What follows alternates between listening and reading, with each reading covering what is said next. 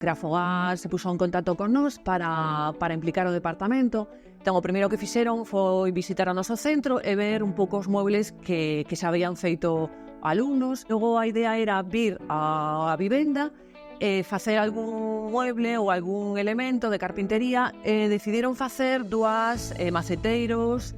A idea principal deste proxecto era, digamos, comezar a facer un proxecto de cero, elaborar todo o que é a planificación, todo o que son os procesos, o coñecemento da madeira e o ensamblado e a presentación. O maceteiro está composto por dous tipos de madeira. A madeira que é de pino termotratada, cedida por Finsa, e depois está composto tamén por un tablero de contrachapado de abedul. Ambos levan unha capa de barniz marino para protexelo un pouco da humidade, non?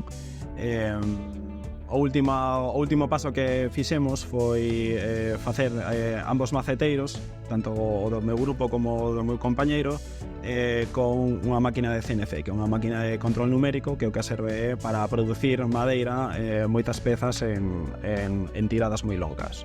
A maceteira está composta de madeira de haya, de un tableiro contrachapado de castaño de fenólico de 20, e o material principal é o pino de Galicia termotratado en autoclave que usamos para a estrutura en xeral.